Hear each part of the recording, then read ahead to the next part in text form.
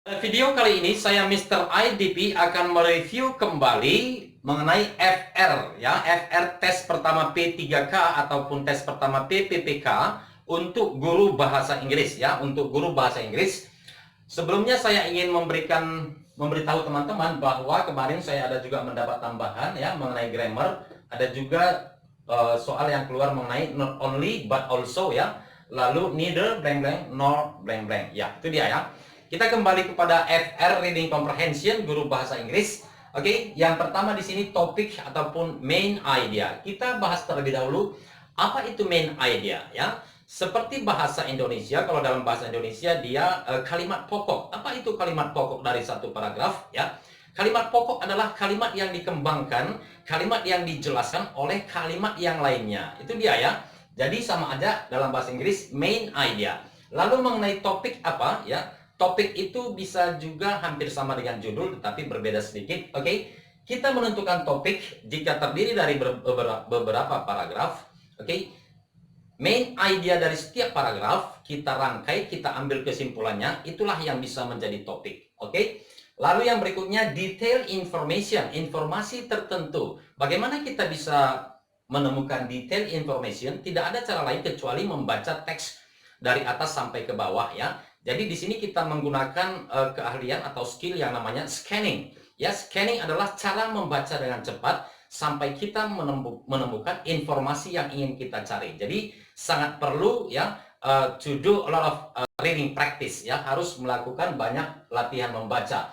Lalu yang berikutnya implied meaning, makna tersirat ya. Jadi makna tersirat tentu teman-teman tahu ya, dari beberapa kalimat atau dari sebuah paragraf kita bisa menyimpulkan apa sebenarnya yang ingin disampaikan oleh penulis ataupun pengirim ya, dari satu teks atau dari satu surat dan lain sebagainya. Lalu yang keempat, noun refers to ya, di sini dia sering diganti, yang ditanyakan itu mengenai it atau them.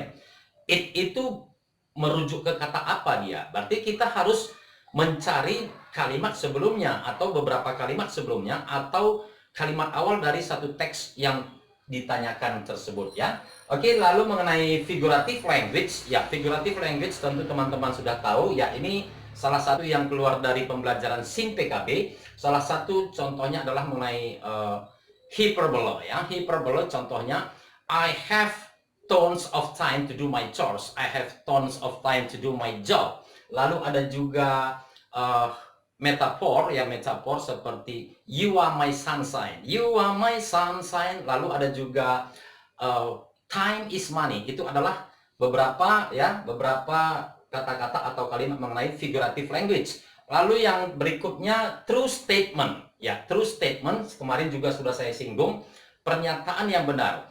Di bawah ini adalah pernyataan yang benar atau kalimat yang benar berdasarkan teks di atas. Jadi untuk true statement ini memang kita harus banyak membaca teksnya ya, karena kita harus memperhatikan setiap pilihan jawaban.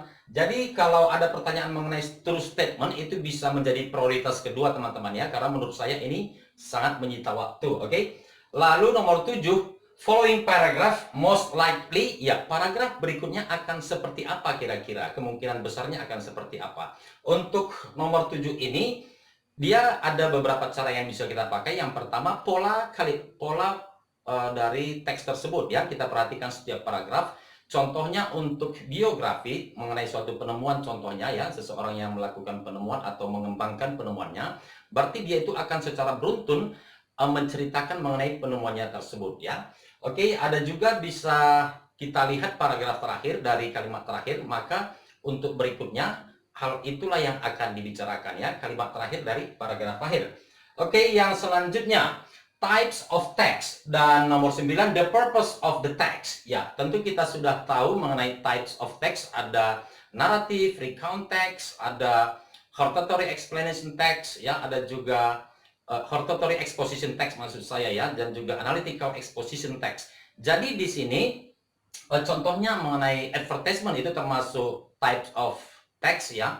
Jadi kalau advertisement itu tujuannya pasti untuk to persuade ya, atau membujuk para pembaca untuk memakai atau menggunakan produknya atau jasanya.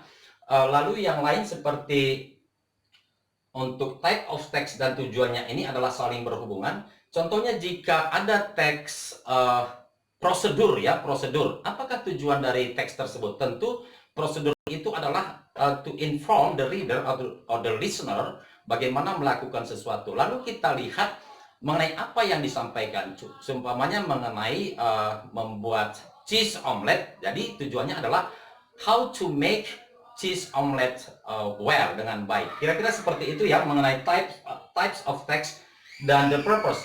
Jadi jika kita mengetahui macam-macam atau jenis-jenis teks tersebut, maka untuk menentukan tujuannya ya, the purpose of the text akan lebih gampang. Oke. Lalu yang selanjutnya mengenai sinonim dan antonim, ya ini memang kita harus banyak meningkatkan our vocabulary ya, harus secara rutin kita harus meningkatkan vocabulary kita. Oke, conclusion and moral value. Ya, conclusion and moral value ini biasanya bisa kita lihat dari paragraf terakhir ya. Kadang kita juga harus membaca dari atas hingga ke bawah. Ini di sini kita harus menggunakan skimming ya, skimming skill. Jadi skimming skill itu membaca dari awal teks hingga akhir ya dengan cepat. Lalu kita menyimpulkan kira-kira apa inti dari teks tersebut. Lalu yang berikutnya mengenai dialog ya, mengenai dialog ini ya mengenai pembicaraan. Berarti kita harus perhatikan konteks kalimatnya ataupun konteks teksnya ya. Oke, lalu yang terakhir di sini ya, ini yang menjadi pertanyaan banyak teman-teman mengenai tone of the text ya.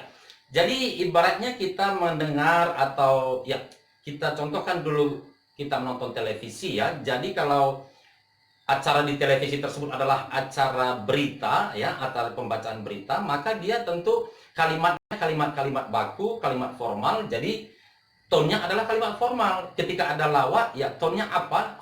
Humorous, ya.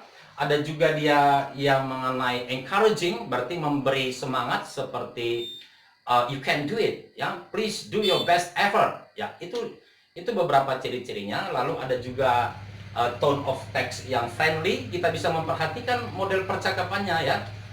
Sempurna, what a sweet dog, what a sweet cat, what a sweet puppy ya, dan lain sebagainya. Jadi bisa kita perhatikan kalimatnya itu apakah formal, informal, ya, apakah friendly, apakah humorous, ya lebih kurang seperti itu mengenai tone of the text ya. Teman-teman jika mempunyai pertanyaan silahkan ketik di kolom komentar. Oke, jadi bagaimana kita bisa meningkatkan kemampuan kita untuk mengerjakan soal-soal ini?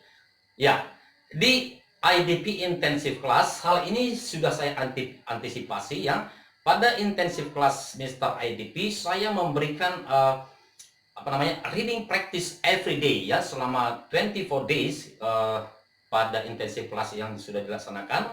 Setiap hari ada reading practice ya, juga vocabulary building ataupun phrases building dan juga sinonim antonim. Oke, saya sarankan kepada teman-teman untuk mencari kamus online yang mempunyai sinonim dan antonim ya. Itu ada salah satu yang saya sarankan di intensive class, yaitu U Dictionary Online. Silahkan nanti teman-teman searching di Play Store ya. Oke, terima kasih sudah menonton video saya. Rencananya juga saya akan masih kembali mengadakan intensive class. Thank you very much for watching my video. See you next time.